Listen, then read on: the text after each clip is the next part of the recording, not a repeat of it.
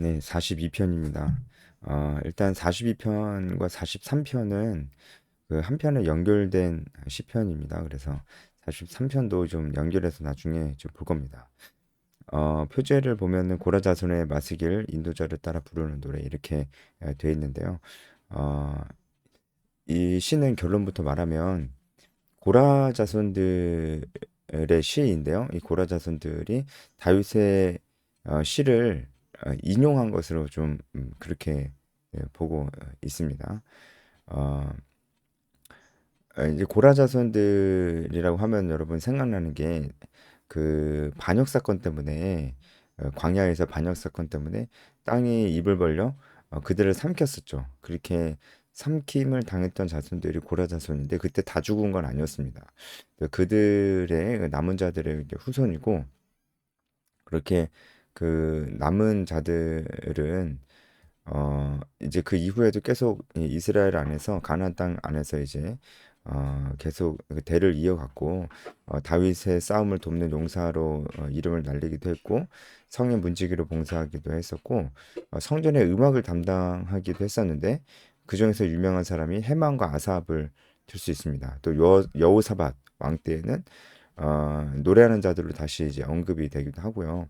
바벨론 포로 이후에는 성전에서 음악을 담당하며 봉사했다는 기록이 발견되지는 않습니다. 하지만 포로 귀환 이후에는 다시 성전 문지기로 섬겼던 것으로 보여집니다. 이- 그래서 이 시는 42편은 다윗이 지은 시로도 볼 수 있고 그리고 포로 때 고라 자손들이 다윗의 시를 인용해서 자신들의 심경을 하나님 앞에서 표현하는 그런 시로 불렀던 것이기도 합니다. 그래서 쭉 보면은 다윗에게도 적용할 수 있고 그리고 이게 포로로 잡혀가서 자신들의 심정을 노래하고 하나님께 기도한 그런 시구나라고도 충분히 볼 수 있는 그런 부분들이 있습니다.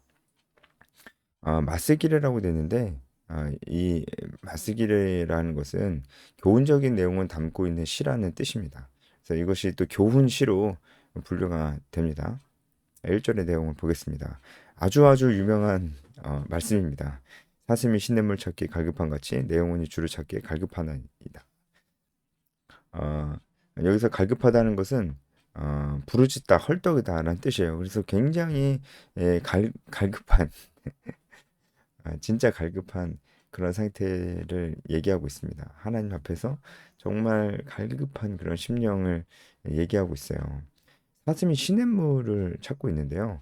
사슴은 열이 많은 동물이라고 합니다.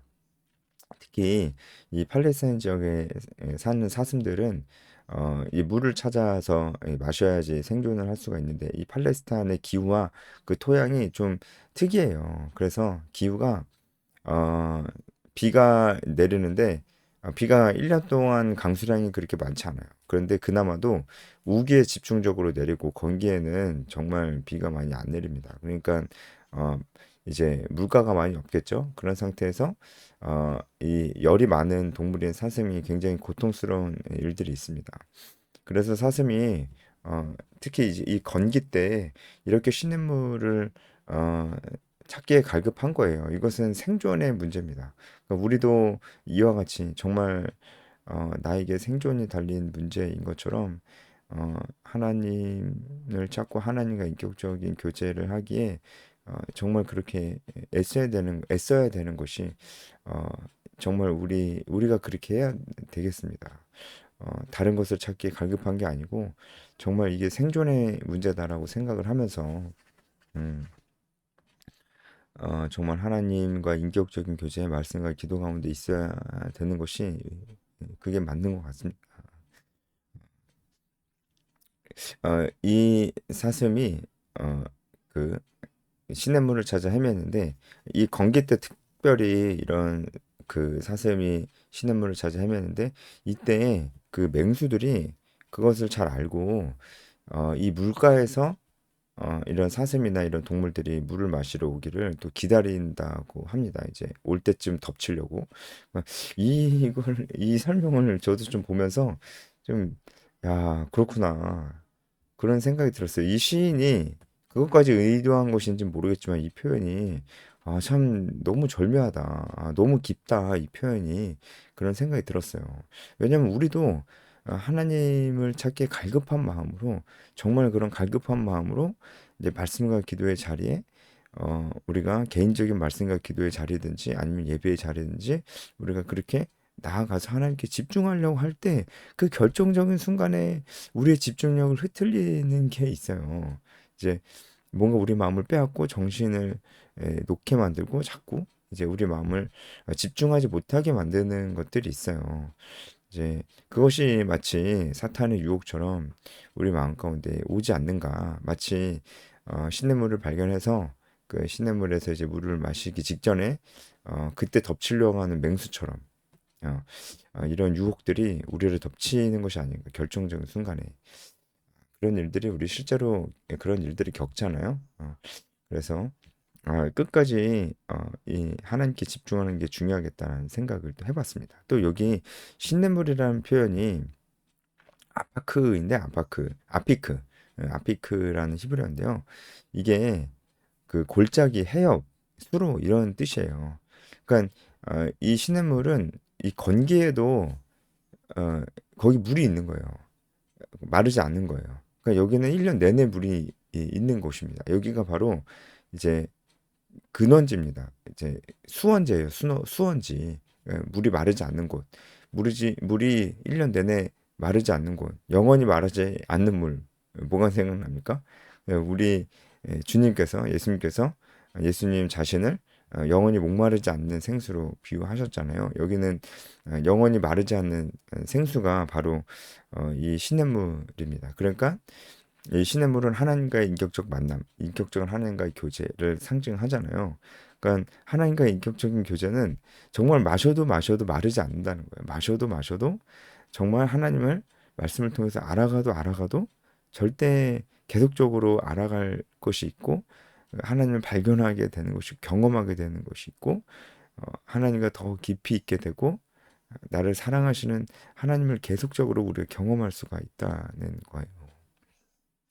그런 의미에서 이 시냇물도 참 의미가 있는 것 같습니다. 어, 그런 이제 갈급한 심령을 나타내고 있습니다. 지금 다윗의 상황이라고 본다면은 다윗이 굉장히 어려움 가운데 있을 때 이 어려움을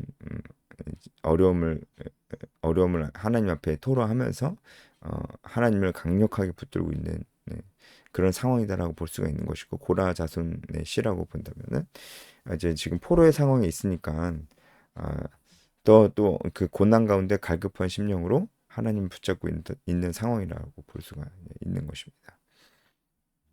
2절은 1절의 고백의 반복인데요. 좀 더 이제 강조해서 얘기를 하고 있습니다. 내가 어느 때에 나아가서 하나님 얼굴을 배울까? 하나님 얼굴을 뵙는다는 것이 하나님과 인격적인 교제를 나누는 것이잖아요. 그러니까 정말 그렇게 하고 싶은 거예요. 그런데 지금 뭔가 그렇게 할 수가 없는 그런 상황일 수도 있고요. 그러니까 하나님과 인격적인 교제를 나누기 굉장히 어려운 상황일 수도 있고요. 그리고 고난 가운데 이 고난이 잘 물러가질 않으니까 하나님이 내 기도를 듣고 계신 게 맞을까? 이런 그런 탄식의 표현일 수도 있습니다. 그러니까 이게 다윗의 상황에서도 좀 그렇게 생각을 할 수가 있고 아니면 육체적인 질병이 너무 심해서 하나님께 집중할 수 없는 그런 상황 이게 다 복합적으로 포함되어 있는 것 같아요.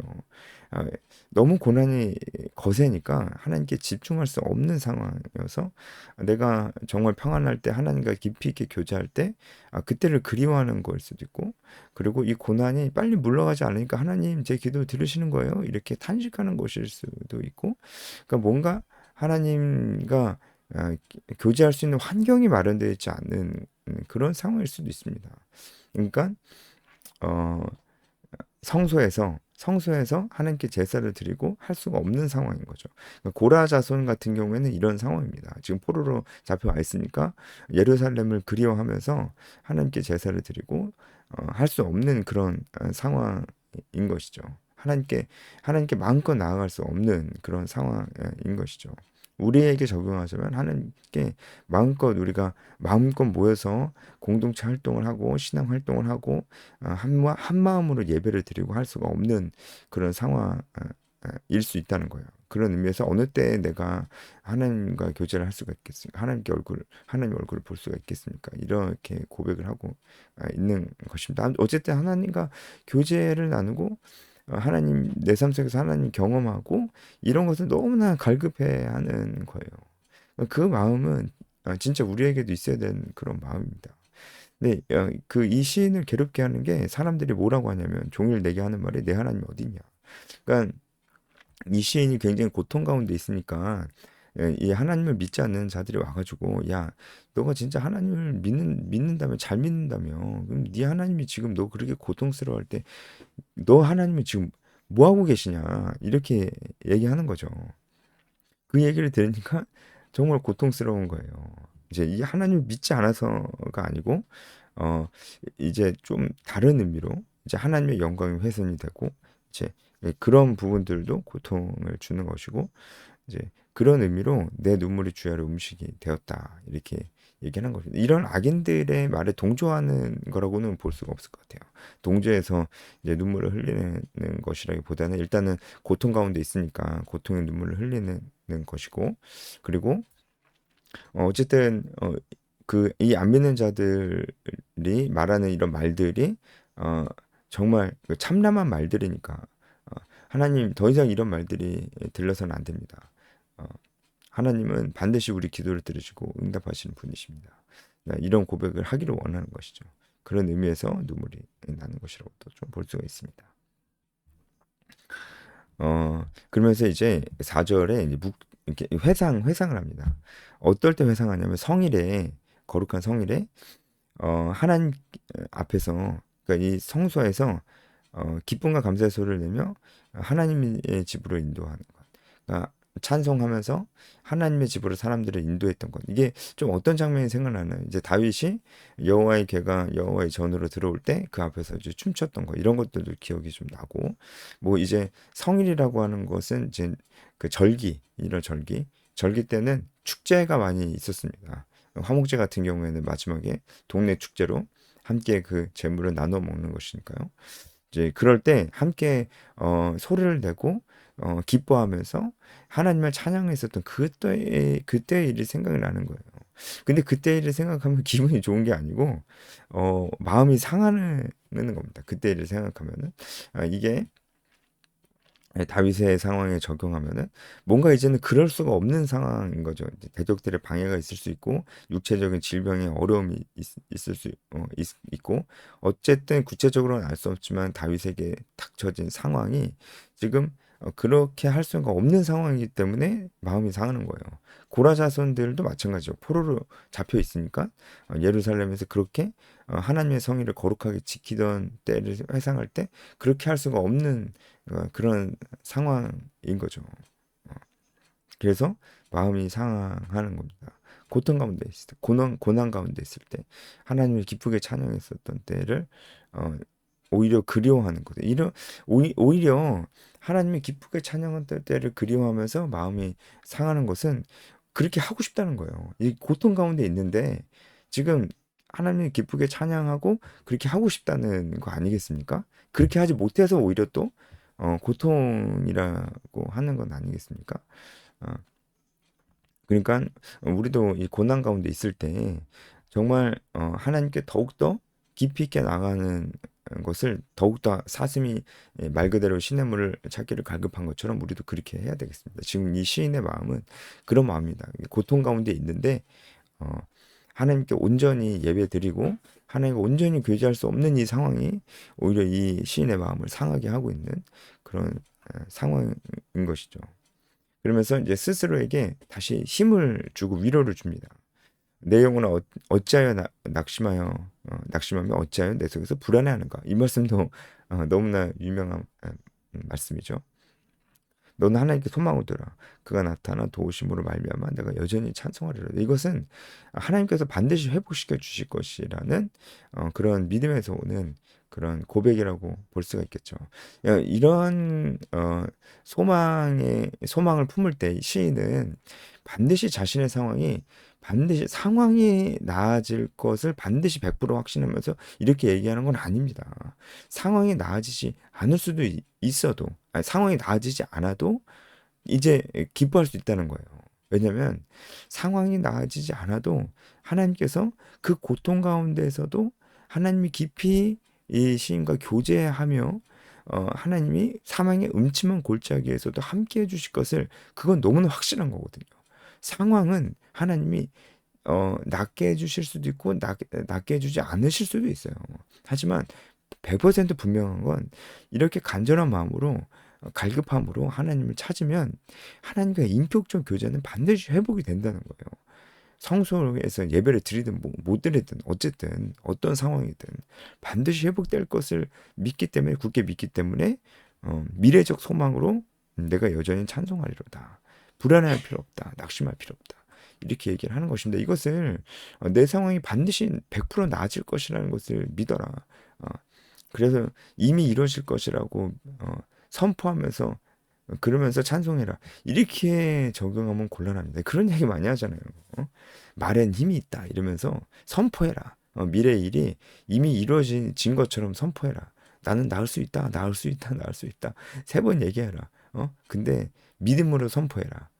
그러면은 어, 실제로 이루어질 것이다. 그리고 진짜 이루어졌다고 믿으면서 찬송해라. 여러분, 이게 건전한 믿음일까요? 여러분, 이거는 기독교 성경에서 말하는 믿음이 아니에요. 이거는 굉장히 샤머니즘에 가까운 믿음. 어, 예를 들어서 뭐 아픈 가운데 있는, 이제 질병 가운데 있는 사람이라고 생각을 해본다면, 나는 나을 수 있다, 나을 수 있다, 나을 수 있다, 이렇게 선포를 해라 이거예요. 근데 의심을 조금도 하지 말고 믿음으로 선포를 해라 이거예요. 그리고 이미 나았다 생각하고 선포해라. 그리고 기뻐해라. 이렇게 얘기하는 거 여러분 들어보셨죠? 그렇게 하라고. 그렇게 저는 그게 과연 건전한 믿음일까요? 안 낫게 해주실 수도 있어요. 성경에도 안 낫게 해주신 경우가 많습니다. 바울도 안 낫게 해주셨잖아요. 안 낫게 해주시면 어떡할 거예요? 이렇게 가르치거나 이렇게 믿는 사람들의 딜레마는 안 낫게 해주실 수 있다는 겁니다. 안 낫게 해주실 수 있는데 이미 나았다고 생각하고 선포해라? 그것은 일단은 옳지 않은 거죠. 그거는 하나님을 시험하는 겁니다. 예, 지금 이 시인도 반드시 자신의 상황이 나아질 것을 100% 확신하면서, 상황이 나아질 것을 확신하면서 얘기하는 게 아니고요. 상황이 나아지지 않아도 그 상황 속에서도 하나님과 친밀하고 인격적 교제는 반드시 회복이 될 것이기 때문에 그것은 반드시 확실하거든요. 그렇기 때문에 어, 찬송하는 겁니다. 그래서 고라 자손들도 포로 귀환하게 될지 안 할지 어떻게 알아요? 이제 포로 귀환하게 되지 못할지라도, 물론 이제 그 예레미야가 이제 예언했지만 포로 귀환하게 되지 못할지라도 찬송을 하는 겁니다. 6절 보면 내 하나님이여 내 영혼이 내 속에서 낙심이 되므로 내가 요단 땅 헤르몬과 미살산에서 주를 기억하는다. 이 미살산은 어딘지 확실하지 않습니다. 근데 작은 산이라는 뜻도 있습니다. 요단 땅과 헬몬산은 유명하잖아요. 헬몬산과 미살산, 이것은 다 뭘 나타내냐면 이스라엘 땅을 나타내는 거예요. 랜드마크 같은 곳을 지금 얘기하는 것입니다. 그러니까 어, 하나님께서 이스라엘에게 약속하셨던 그 약속의 땅을 생각을 하는 거예요. 그 약속의 땅의 랜드마크가 될 만한 곳을 부르면서 어, 거기서 주를 기억하나이다. 그러니까 그것은 뭐냐면 그 약속의 땅에서 하나님께서 우리에게 베푸셨던 은혜를 기억하겠다는 거예요. 그러니까 다윗이 이 시를 지을 때는 하나님께서 생전에 어, 나의 생전에 내 인생에 하나님께서 나에게 베푸셨던 은혜를 주님 기억합니다. 이 고백이고요. 그리고 하나님 꼭 나에게 베푸신 은혜가 아니더라도 우리 믿음의 조상들에게 이 땅에서 베푸셨던 은혜를 기억합니다. 이런 뜻입니다. 여러분 시편 보니까 이런 고백들이 많이 나오죠. 예전에 하나님께서 베푸셨던 것들, 를 자꾸 기억해내려고 합니다. 이게 정말 좋은 거예요. 하나님께서 이미 나에게 베푸셨던 은혜들을 자꾸 기억해내려고 해야 됩니다. 그것이 지금의 나에게 소망을 주는 거예요. 하나님은 변함이 없으시니까. 그때 나에게 은혜를 주셨던 하나님께서 지금도 나에게 은혜를 주신 동일하신 분이니까. 지금도 이제 그때를 회상을 하는 겁니다. 7절은 이게 좀 난해한 구절이긴 한데 이 폭포 소리, 깊은 바다 서로 부르는 것, 그리고 파도와 물결. 이것은 지금 이 시인 앞에 있는 그 거대한 그 고난의 물결이라고 볼 수가 있는데 이것이 이제 주의 폭포 소리라고 그러고 주의 파도, 주의 물결이라고 하잖아요. 그러니까 시인은 지금 자신에게 닥친 고난이 자신의 죄로 인한 하나님의 징계라고 좀 보고 있습니다. 이것도 시편에서 자주 등장하는 거죠. 그렇게 보고 있습니다. 그래서 이 파도, 물결, 뭐 폭포 소리 이런 것은 지금 시인이 당하고 있는 많은 고난들을 얘기하고 있는 것이라고 볼 수 있습니다. 그 8절도 유명한 구절입니다. 낮에는 여호와께서 그의 인자하심을 베푸시고 밤에는 그의 찬송이 내게 있어 생명의 하나님께 기도하리로다. 이것은요, 또 좀 몇 가지 해석을 할 수가 있는데 낮은 하나님께서 구원과 은혜를 베푸실 때, 그리고 밤은 고난을 상징하는데요. 그러니까 이것은 좀 그 히브리어 시제로 미래 시제로 쓰였습니다. 그러니까 그 미완료형으로 쓰여서 미래적 의미를 보고 있습니다. 그래서 이것은 어떻게 해석하면 되냐면 어, 하나님께서 그 우리를 그 인자하심을 베푸실 것이 확실하다. 우리에게 인자하심을 베푸실 것이 확실하다. 낮처럼 낮이 올 것을 확실하다. 그래서 지금은 내가 밤 가운데 있지만 그래서 내가 어, 어, 찬송할 수 있다. 그래서 내가 찬송할 수 있고 생명 하나님께 기도할 수 있다. 라고 얘기하는 겁니다. 그러니까 이게 6절부터 자연스럽게 이어지죠. 그러니까 예전 하나님께서 나에게 베푸실 때 은혜를 기억하면서 미래의 소망을 두는 거예요. 그러니까 미래에도 하나님께서 그렇게 인자하심으로 나에게 어, 어, 베푸실 것이다. 그러니까 지금 나는 밤 가운데, 난 고난 가운데 있는데 나는 그렇지만 찬양할 수 있다. 이렇게 얘기하는 것입니다. 그래서 그렇게 찬양하는 것입니다. 음. 9절 내 반석이신 하나님께 말하기를 어찌하여 나를 잊으셨나이까. 이것은 다시금 이 시인이 솔직한 마음으로 하나님께 탄식을 하는 겁니다. 우리도 기도할 때 그렇잖아요. 하나님이 도우실 것입니다. 하나님 도우실 것을 확신합니다. 하나님 감사합니다. 하나님 정말 너무나 힘듭니다. 하나님 힘 주세요. 우리가 이런 내용들을 반복하면서 우리도 기도하잖아요. 이제 그런 거라고 볼 수가 있겠죠. 지금 자신의 처한 상황 속에서 음, 탄식을 하는 것입니다. 하지만 결론은 11절에 이제 동일한 말씀이 반복이 되잖아요. 결론은 불안할 필요 없고 하나님께 소망을 두라. 이렇게 결론 내리고 있습니다. 네, 여기까지 하겠습니다.